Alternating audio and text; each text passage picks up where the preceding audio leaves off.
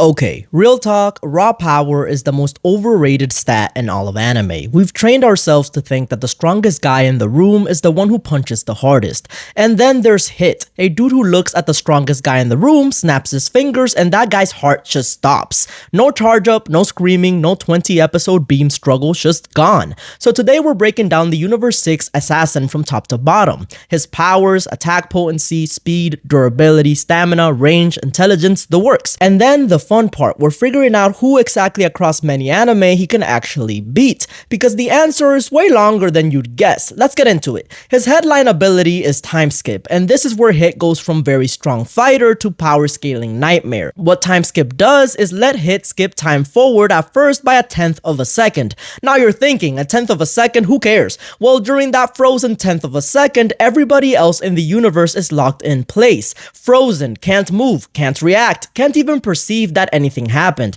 But Hit moves freely. So from your point of view, you blink and suddenly he's behind you and your organs are rearranged. You didn't get hit fast, you got hit in the moment that for you didn't exist. And he can stretch that window. With effort, he pushes it longer. We see him extend it noticeably during his bigger fights. The longer the skip, the more it costs him, but the more untouchable he becomes. But here's the ability people sleep on, and it might be even nastier than time skip. Hit improves. Like, that's literally his thing. His body and his techniques grow stronger the longer a fight goes on. He adapts to his opponent in real time. So if you survive his first assault, congrats. You're now fighting a stronger version of him than the one you started with. And then an even stronger one. He's basically a fighting game character who levels up mid-match while you're stuck at your starting stats. On top of that, he's got his assassination strikes, these delayed invisible blows that bypass durability by hitting you internally. He doesn't punch your face, he punches through you to the stuff that keeps you alive. He's also got a cage technique where he traps you inside an invisible time-locked box so you literally can't escape while he sets up the kill. The man's whole kit is designed around one philosophy: don't outmuscle them, just make sure they can't fight back at all. Attack potency. So how hard does he actually hit? In the Universe 6 tournament, Hit goes toe-to-toe with Super Saiyan Blue Goku, and Goku straight up admits Hit is stronger than him. Goku only claws back into that fight by inventing Super Saiyan Blue Kaioken on the spot, basically stacking 2 power multipliers just to keep up pace. That's the level we're talking about. Hit forced one of the strongest mortals in the multiverse to debut a brand new technique just to survive. And remember the improvement factor. The longer Hit's in there, the harder he hits. So his attack potency isn't a fixed number. It's a sliding scale that keeps climbing. By the Tournament of Power, he's scaling right up there with the top tier mortals, sitting just below the absolute monsters like Jiren. In a franchise where top fighters are casually throwing around planet and star level energy, Hit's right in that conversation, except he's doing it with surgical precision instead of brute spectacle. So attack potency extremely high, and crucially, it doesn't matter how durable you are when his strikes ignore durability and target your insides. That's the part that makes the number almost besides the point. Speed. This is where it gets silly. Every top tier in Dragon Ball is already moving at speed so far beyond light that the number stops meaning anything. Hit is right there with them at base. He's keeping up with Blue Goku, so his raw movement speed is already absurd. But time skip throws the entire speed conversation in the trash. See, normally power scaling is a question of who's faster. If you're faster, you act first. Hit doesn't play that game. He doesn't need to be faster than you, because while he's moving, you're frozen in time. Your reaction speed is irrelevant when the clock isn't running for you. It's the difference between racing someone and just pausing the game while you walk over and unplug their controller. So functionally, in a fight, Hit has the best effective speed of almost anyone he faces. Because he's not racing you, he's removing you from time entirely. Now, durability is probably his least flashy stat, and that's by design. Hit's whole deal is not getting hit in the first place, but don't mistake that for being fragile. He's trading blows with Super Saiyan Blue level power and walking it off. He's able to tank hits that would atomize a planet and keep standing, so he's plenty tough, easily scaling to the same star and beyond tier as the people he fights. That said, if I'm being honest, durability is the stat I'd lean on least if I'm betting on Hit. He's a glass cannon leaning technician in the sense that his survival depends on control, not on soaking damage. If somebody actually catches him clean, and a few people can, he doesn't have an unlimited tank. He wins by making sure that clean hit never lands. Stamina. Here's the real chink in the armor. Time skip costs him. The default 1/10 of a second skips are cheap, he can spam those. But every time he stretches that window longer, it drains him hard. He can't just freeze time for a minute and walk away. Those extended skips are short bursts he has to use carefully. So Hit's stamina isn't bad exactly, but his best ability has a meter attached to it.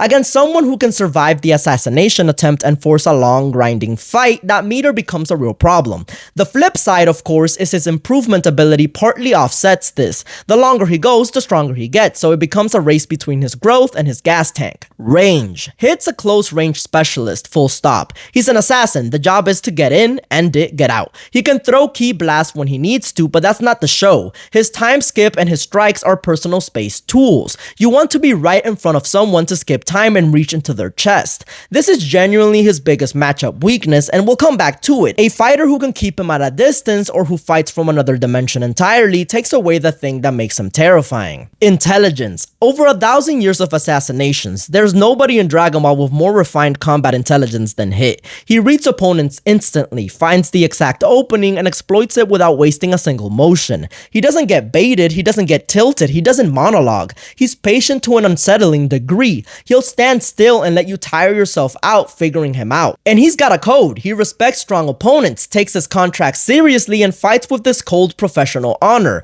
which weirdly is also a weakness, but we'll get there. Combat IQ, top of the entire franchise. This is a guy who turns a power disadvantage into a win through pure tactics. Weaknesses. Alright, let's be fair, because no honest breakdown skips the holes. Hit's got a few real ones. First, time skip can be beaten. Goku figured it out. Instead of trying to react inside the frozen window, he started predicting where Hit would go and threw the punch before the time stopped. And Jiren just brute forced his way out of it, overpowering the freeze with raw strength. So against someone who either outthinks the pattern or is strong enough to ignore it, his trump card cracks. Second, that stamina cost on long skips. Drag him into a war of attrition and his best tool gets rationed. Third, his improvement needs time. If somebody is strong enough to one-shot him before he ramps up, he never gets to adapt. The growth engine only matters if he survives long enough to rev it. And fourth, the personality one. In the Universe 6 tournament, Hit straight up threw the match. He refused to land the finishing blow because the situation felt dishonorable to him. So there is a version of Hit that beats himself on principle. That's a real factor in any matchup where the rules or the circumstances offend his code. Who can he actually beat? Once you understand that Hit's win condition is ignore your speed, ignore your durability, hit your insights during a moment you can't perceive, the list of characters he beats gets long and a little unfair.